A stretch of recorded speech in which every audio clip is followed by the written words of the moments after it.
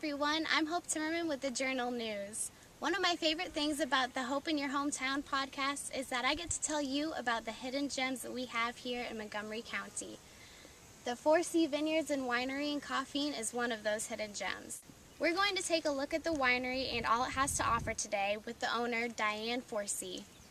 I'm here with Diane Forsee at Forsee Vinyards in Coffeen, and she is the owner of the winery, is that right? My husband and I, yes. And your husband's name is? Gary. Okay, and have you guys always lived in Coffeen? We have not. We bought the farm here. It's a very small farm, 111 acres, back in 1989, and came from, Gary originally from Belleville, moved to Greenville after several years, and he's worked with Anthony Supply in Greenville for over 30 years before retiring, and this replaced it. So general area, yes, but not specifically in Coffeen. So. And when did you decide, when did both of you decide that opening a winery would be something that you'd like to do? It originated back when Gary was in the service in California when we met, and after we married, Gary was ready to get out of the service and come back to Illinois. And we had family friends that owned a little 5-acre spot of grapes that they sold to Gallo. And they were ready to retire and they wanted us to buy that. Gary is a grain farmer, and so he wanted to come back and do what he was most comfortable with.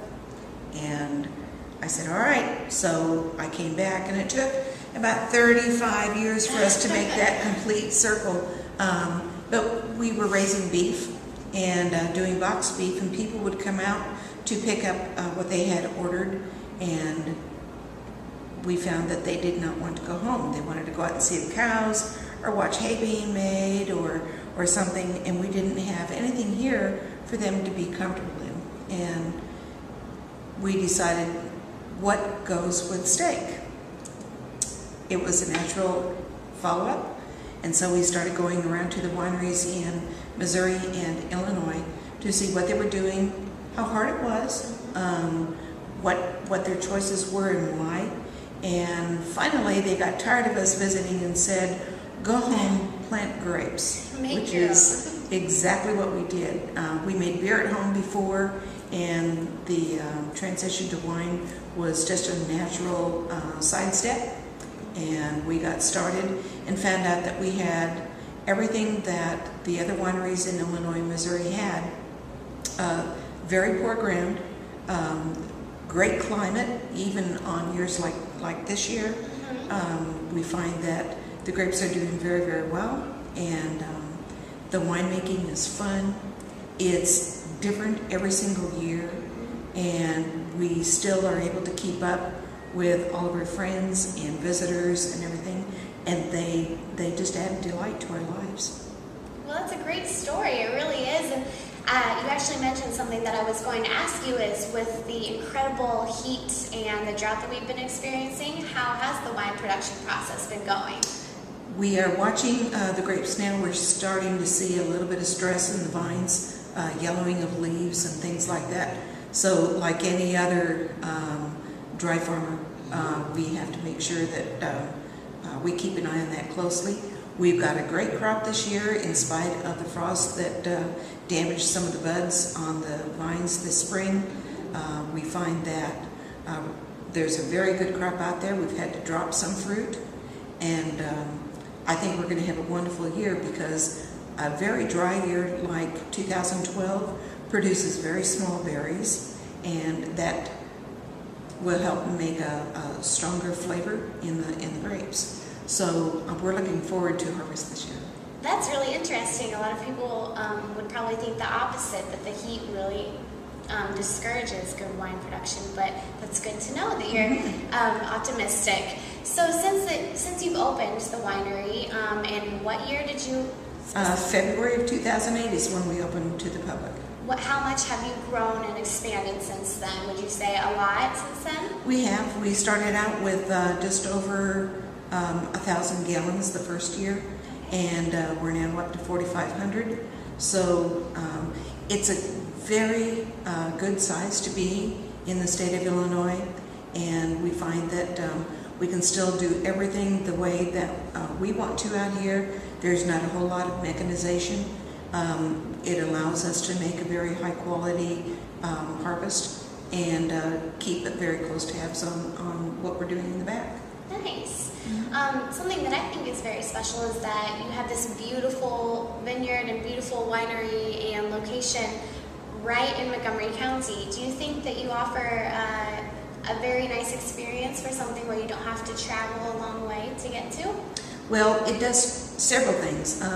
Definitely we appreciate anyone who comes out to the winery, but 99% of everything that we purchase in the way of supplies or personal expenses or anything like that, that all goes back into the county, so that when people come out and they purchase from the winery here, they can know that it all goes right back. It's shopping locally. And it's a very, very good time for me to tell everybody thank you very, very much for all your support. We could not do it without the people of Montgomery County. The winery and its accommodations may also be used for events and gatherings, Diane said. We fill that unique niche with smaller weddings. We do rehearsal dinners, birthday parties, just a good get-together, class reunions, everything like that. We've got a new room. We brought all of our seating down from upstairs balcony onto the main floor so that you've got your air conditioning and your heating. You have no stairs to go through. We've got a pavilion which is surrounded by oak trees and a lot of shade, a good nice breeze coming through. As it gets cooler in the fall, we've got the fireplace out there and a couple of heaters, and then of course you've got the patios. So we try to keep everything open and very calm, very quiet. Forsee's offers its patrons complimentary wine tasting from 15 different wines. And we don't have a structured tasting.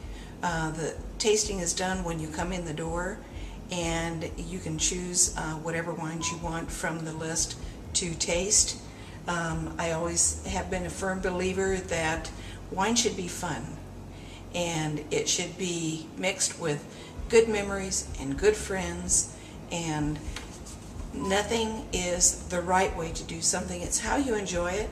If you like ice in your wine, by George, you should have ice in your wine. And if you like red wine cold and white wine at room temperature, then that's the way you should enjoy it.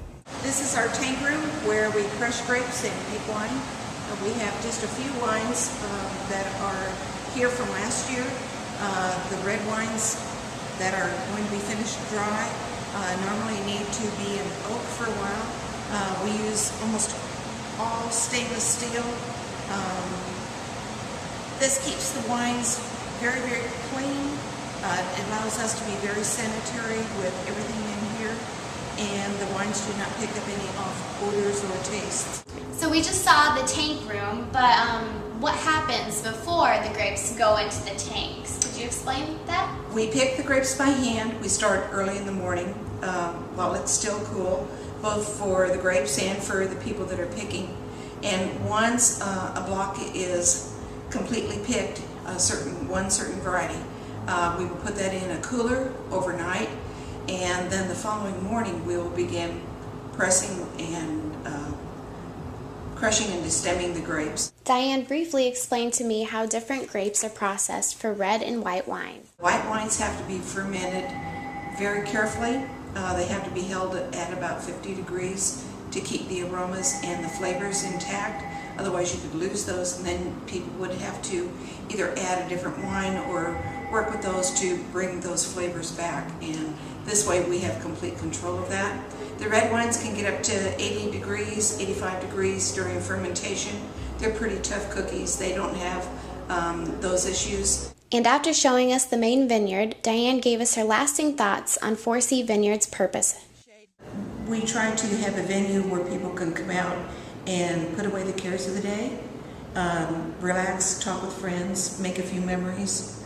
We've had several engagements happen out here, and we were happy to be part of that, and it's fun.